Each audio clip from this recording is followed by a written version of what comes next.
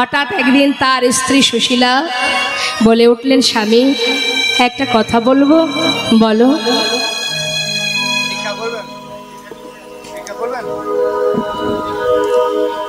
স্বামী, শুনেছি তোমার বন্ধু সে নাকি দ্বারকার রাজা, আবার এও জানি সে নাকি ভগবান।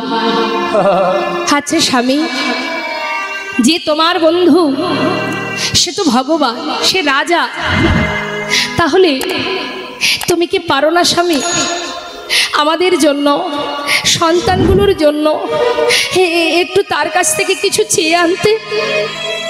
সুদামা বলছে, সুশীলা যা বলেছো বলেছো, আর বলো না।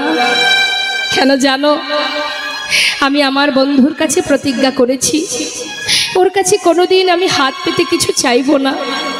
আর আজ বিপদে পড়েছি বলে বন্ধুর কাছে হাত পাতবো, যে বন্ধুর জন্য আমি কিছু করতে পারলাম না, আমি তার কাছে হাত পাতবো কি করে? বলো না, আমি পারবো না সুশীলা, আমাকে বলো না। স্বামী, বেশ, তোমাকে চাইতে যেতে হবে না।